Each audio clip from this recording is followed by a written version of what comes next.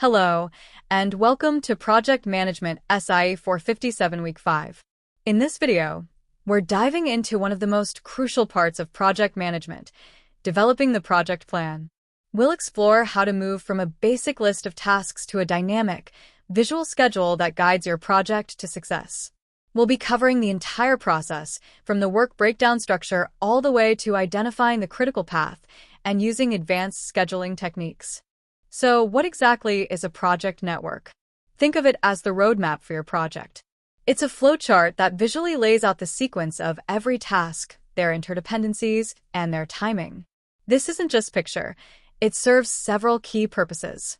It provides a solid basis for scheduling your team and equipment, helps estimate the project's total duration, and, most importantly, it identifies the critical activities that you absolutely cannot let slip. The journey to a network diagram begins with a work breakdown structure, or WBS. The WBS defines what needs to be done by breaking the project down into smaller deliverables called work packages. From there, we take those work packages and break them down even further into the specific tasks or activities needed to complete them. This is how we build the network, which tells us how and when the work will get done. Now, let's cover a few key terms. An activity is any task that takes time. A path is just a sequence of connected activities. But the most important concept here is the critical path. It's the longest path through your network, and it determines the shortest possible time your project can be completed. Any delay to an activity on this path will delay your entire project. That's why it's called critical. So, how do we find this critical path? We use a two-step analysis. First, we do a forward pass to find the earliest possible start and finish times for each activity. We ask, how soon can we get this done? Then, we do a backward pass. This calculates the latest you can start and finish each task without blowing your project deadline. Here, we're asking, how late can we possibly start this? The calculation is straightforward.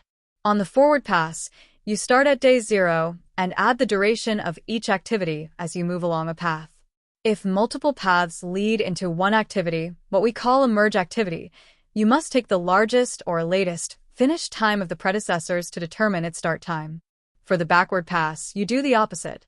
You start from the project's end date and subtract the durations. The difference between the early start and late start times gives us something incredibly valuable. Slack, also known as float.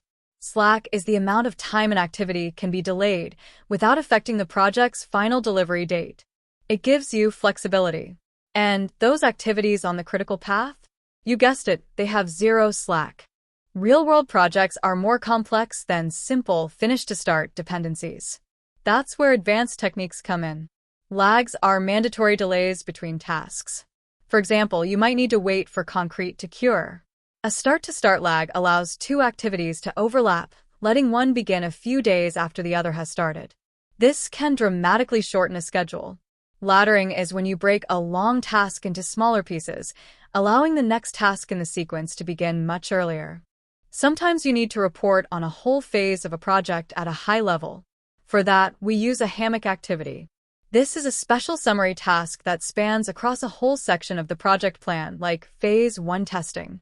Its duration is simply the time from the start of the first task it covers to the end of the last one. Now, doing all these calculations by hand is great for learning, but in practice, we use software. Tools like Microsoft Project automate everything we've just discussed. You input your tasks, durations, and dependencies, including any special lags.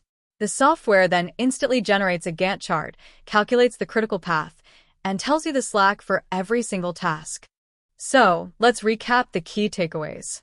First, the project network is your essential roadmap for planning and communication. Second, the critical path is king. It dictates your project's timeline, and you must manage it closely. Third, understanding concepts like slack, lags, and laddering gives you the flexibility and power to create realistic, optimized schedules. And finally, while the theory is crucial, modern software is the tool that brings it all together. By mastering these principles, you can build a robust project plan that not only guides your team, but also adapts to the challenges every project faces. Thank you for watching.